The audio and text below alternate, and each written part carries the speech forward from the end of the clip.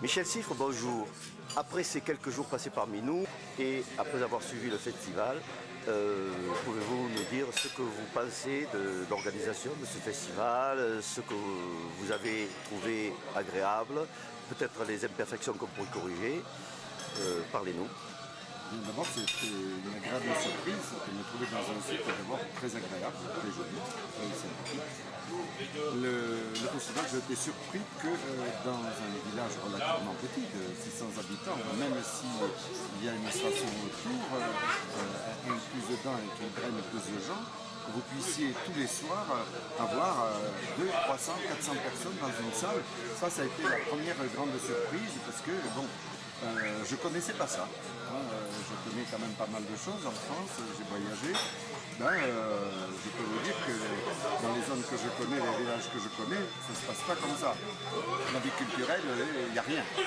Alors que là, il y a eu une vie culturelle et des rencontres pour moi extrêmement intéressantes, à la fois au niveau des participants et au niveau des organisateurs, qui pour moi, quand même j'ai fait déjà des opérations importantes et je sais que quand on arrive sur scène, c'est la dernière phase de quelque chose. Et donc tout le travail intérieur, c'est fait par vos amis, par les gens qui se bagarrent, qui viennent spontanément, qui vous apportent leur aide et bénévoles. Il ne faut pas oublier que je connais bien ce qu'est le bénévolat parce que sans bénévolat, j'aurais jamais pu faire mes expériences. Les hommes n'avaient pas.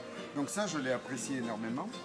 Une chaleur humaine qui s'est dégagée de manière spontanée, sans fioriture, bon, pof, des gens vrais. Ça m'a beaucoup frappé, intéressé. Et puis j'ai eu d'autres contacts donc avec les participants, avec ceux qui ont fait des conférences, c'était intéressant. C'est passé d'un journaliste qui avait voyagé beaucoup, qui avait une culture et qui avait de l'humour, à un homme dont on voyait presque une ressemblance avec son arrière-grand-père sur son cheval. Bon, c'était pour moi très significatif. Et dans ce dernier cas, par exemple, j'ai retrouvé des vues donc du début du siècle de son grand-père dans la jungle équatorienne qui ressemblait, je dirais, tête coupée si c'était un individu, à ce que j'ai vécu dans les jungles d'Amérique centrale, vous voyez. Bon, voilà le genre de contact et les conversations le matin au petit déjeuner, intéressant. Et puis, une des choses que j'ai appréciées aussi beaucoup, c'est cet aspect technique extrêmement développé qui m'a appris beaucoup de choses. Et là aussi, ce sont ceux dont on ne parle pas, et qui sont derrière les caméras, derrière les appareils de photo, derrière les ordinateurs. J'étais surpris dans la salle de projection de tout ce travail qui se faisait en amont, qui se faisait derrière, et dont le public ne prend pas nécessairement conscience, parce que le public il ne voit que ceux qui sont sur scène. Et alors que ceux qui sont sur scène doivent leur présence et leur éclat justement à tout ce travail qu'il y a derrière dans la cabine de projection, derrière les ordinateurs et dans tous les gens. Si j'ai bien ressenti cette solidarité qu'il y avait entre vous pour arriver à donner à la station, à donner quelque chose en plus que n'ont pas, que n'ont pas les autres stations. Moi, je connais beaucoup de stations dans les Alpes du Sud, derrière Nice. Hein. Bon, mais il n'y a pas une seule salle, il n'y a pas une seule... c'est pas comparable. Et ça m'a plu beaucoup. Et le Hador, alors là, ça a été une surprise complète. Bon, ça m'a fait naturellement extrêmement plaisir et je m'en suis senti honoré. Mais s'il y avait eu Patrick Edlinger, je l'aurais donné à Patrick Edlinger parce que c'est un engagement total, la vie face à la mort. Et moi, je suis quelqu'un qui apprécie ce genre de choses. Et parce que je pense que c'est l'ultime confrontation de l'homme, si vous voulez. Quand vous êtes face, vous prenez le risque, vous connaissez ce risque. C'est un peu comme un coureur automobile. Bon, on peut le payer beaucoup, mais il sait que quand il part, il peut se retrouver dans un fauteuil roulant ou dans un cercueil. Et Patrick Edlinger, c'est exactement le... Même si aujourd'hui il est plus âgé, qu'il fait plus d'alpinisme avec... classique, d'alpinisme classique, néanmoins, même si vous ne faites pas une falaise de 300 mètres, quand vous faites une falaise, un bloc de 40 mètres, vous vous tuez pareil quand vous êtes à main nue, et si vous avez la moindre défaillance ou la moindre malchance, parce que c'est ça qui peut arriver. Et c'est pour ça que pour moi, je trouve son engagement total. Bon, moi j'ai eu un engagement total dans ma grotte, bien sûr, mais c'est pas pareil.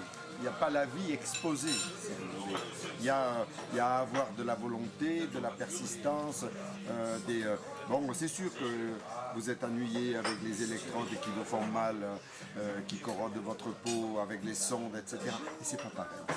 C'est pas pareil. Bon, donc je suis très content d'avoir eu cette distinction, mais disons que moralement, je la donne à Patrick Haguenau. Eh bien c'est gentil, mais de toute façon vous vous êtes engagé quand même et faire dans la durée ce que vous avez fait, il fallait quand même avoir le courage de le faire, même si ce n'était pas des risques tout de suite, mais c'était dans la durée qu'il fallait continuer et ne pas abandonner. Bien sûr, non, mais je ne me déprécie pas, je n'ai pas la sensation de me déprécier en disant ça. Hein. Mais vous l'admirez. Que c'est un engagement total, parce que j'en ai fait 3, 62, 72, c'était dur quand même. Hein. Bon, ça ne se fait pas comme ça, quoi. Et puis, quand vous arrivez à la soixantaine, c'est plus dur que quand vous avez 20 ou 30 ans. Il faut comprendre aussi.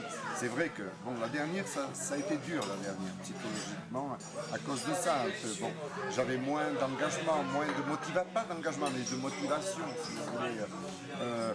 Bon, non, ce que j'ai fait, je l'ai fait, ça sert à l'homme, ça sert à tout le monde, ça a servi déjà pour la médecine, pour la biologie, pour l'espace. Donc je ne regrette pas ce que j'ai fait, je ferai des choses pareillement engagées. C'est un peu, si vous voulez, disons que cette distinction, je vais garder mettre sur mon bureau, eh bien, disons qu'elle ne représente pas la dernière expérience, mais l'ensemble un peu de mon parcours. C'est le couronnement. Voilà, de ma vie. Bon, une dernière question, est-ce que vous reviendrez nous voir? Mais je reviendrai et en hiver pour faire du ski et je reviendrai et en été pour connaître un peu mieux la région. Vous savez, mon premier livre, curieusement, a été traduit en catalan et pas en espagnol.